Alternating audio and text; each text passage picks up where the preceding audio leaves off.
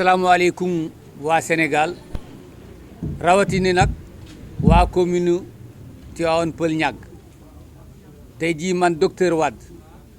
nekk candidat de la coalition Yewwi Askan Wi ci commune Tivaouane Peulh Niaga man maa bëgg a waxtaan ak yéen di leen jox li ñu xalaat ci tey jii li xew ci suñu liste bi ñu déposé pour ñun ñu bokk ci élection locale yi du janvier 2022 comme ni ko ñëpp defee coalition Yewwi Askan Wi déposé na listam ci date yi ñu war a déposé suñu mandataire dugg ci bureau yi ñu compter li mu war a déposé ni ko baax na daal di jox ko récépissé de dépôt waxuñu ko waaw waxuñu ko tooy na tey ci dañoo gis jour boobu administration bi dafa tëddeewul njaaxaanaay ndax préfet normalement du warul nag rôle am du sanctionner dafa war a jàngal bi mooy sénégalais bu ñëwee ci yow def loo xamante ni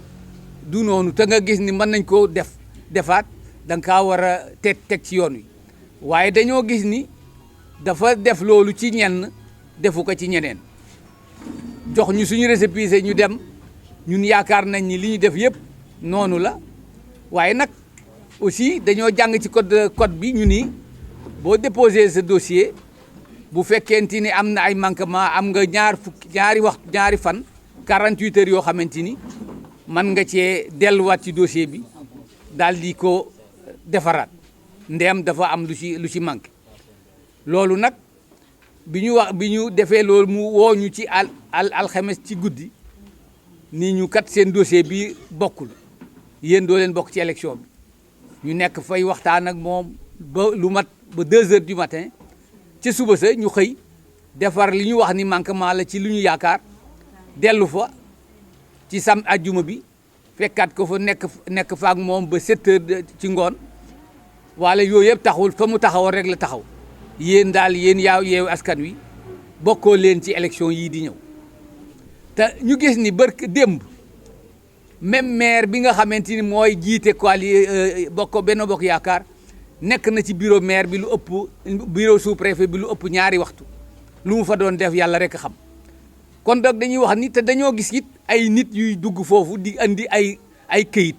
di andi ay extrait de naissance ci bureau loolu yëpp gis nañ ko ñun bi ñu fa toogee waaye nag loolu day wane ni rek tey jii coalition Yewwi Askan Wi da di coalition boo xamante ni dafa tere nelaw le pouvoir ndax moom dong moo fi opposition ñi ci des ñëpp ñu mere dong la Benno Bokk Yaakaar ñoom ñoo fi taxaw Benno Bokk Yaakaar dem am candidat moom la nangu ak ñi mer génn Benno Bokk Yaakaar kon boo coalition Yewwi Askan Wi mooy opposition tey jii nag ñoom dañoo bëgg opposition du bokk ci élection bi ñun nag ñu ni loolu duñu ko nangu loolu réponse bi préfet bi def mooy réponse politique la administration bi dafa far comme nag dafa far il faut que ñu nit ñu wan ni dañoo ànduñu ci li ñu def dañoo war a taxawal ci xeex boo xamante ni xeex ci loi ak xeex ci politique ñaar yëpp la ñu war a taxawal xeex ci loi bi def nañ ko tey bi ñu xëyee dem nañu cour d'appel déposé nañu suñu recours bi déposé nañ ko ci booru 3 heures bi ñu ko déposé ba pare jox nañ ñu suñu certificat de dépôt audience bi ñuy déglu alxames bii di ñëw la à midi bu soobee yàlla ñun ñëpp dañ fa dem fekkee audience boobu xamante ni moom la ñuy atte coalition Yewwi Askan Wi ak préfet bi nga xamante ni moo nekk Sangalkam njuuj njaaj pour bëgg coalition Yewwi Askan Wi du bokk ci élection yii di ñëw loolu moom tey jii moom la ñu woo la presse locale mooy télé yi nga xam ne fii lañ nekk la presse nationale internationale pour wax leen ni ànduñu ci li sous préfet bi def te dinañu ko xeex ci li ñu war a def ci administration ak ci loi Sénégal waaye dinañ ko xeex aussi ci politique wan ni élection bi pour mu am jàmm il faut que coalition Yewwi Askan Wi bokk ci élection yi du ñu nangu ñu génnee ñu ci ay njuuj njaaj ak ay laxas pour rek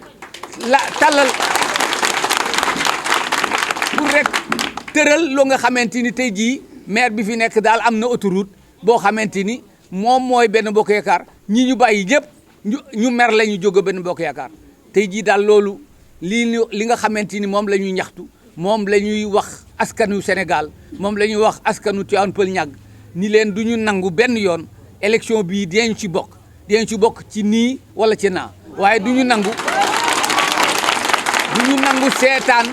seetaan mel ni suñu yoon nekku ci loolu daal du ñu ko nangu tey du ñu ko nangu suba loolu moom la ñu bëgg a waxtaanal askan wi ñu jàpp ni ñun day fax parce que yéen a ñoo xeex ak régime bii fi nekk ci politique xeex ak ñoom ci loi yi xamante ni Sénégal ñun ñëpp ko bokk waaye xeex ak ñoom aussi ci wàllu politique pour wan leen ni élection locale gox beeg goxaan ñoo war a tànn nit ñi leen di jiite waaye du président de la république moo war a tànn ñi jiite ci gox-goxaat yi gox-goxaat yi nit ñi ñoo war a tànn seen i njiit waaye du président de la république wala ministre ñoo war a tànn suñu njiit loolu dañ ko war a bañ dañ ko war a xeex fépp ci dëkk yëpp ci fépp ci Sénégal loolu daal tey jii mooy sabab bi tax ñu bëgg taxawal tey jii coalition bi gën a taxaw ñu xool tey jii nag naka la ñuy def ba suba ginnaaw suba recours bi am nañ ci yaakaar parce que nag wax dëgg avocat yi bind nañu li tax ñu gis ni dañ noo war a boole ci élection yi di ñëw avocat yi bind nañ ko déposé nañ ko alxames ak jàmm dina am avocat yu bëri yu fa nekk di défendre coalition Yewwi Askan Wi pour ñu delloo leen seen wareef ndax loolu mooy dëgg gox bu nekk dafa war a tànn ña fa war a nekk waaye du président de la république mooy toog ci bureau di désigner kii mooy kii wala kii mooy kee loolu daal Sénégal bu dañ ko war a bañ ci gox yëpp rawatina askan wi nag bu ñu nee benn bokk yaakaar ñoom ñëpp am nañu seen récépissé benn bokk yaakaar ñooñu dàq a jàng loolu ma ne su ko nangu bu ñu nee erreur dañu war a nangu ñu rectifier que loi bi d'accord na rectification loolu nag ci la ñuy sukkandiku pour wane ni ñun dañoo war a bokk ci élection janvier 2019 bu ñu koy yàlla may ak jàmm jërë ngeen jëf. Bonjour le Sénégal et bonjour la communauté, la commune de Tivaouane Peulh Niaga, particulièrement tous les membres de la coalition Yewwi Askan Wi. Aujourd'hui, nous avons dans les règles de l'art déposé notre candidature pour participer aux élections locales de janvier 2022.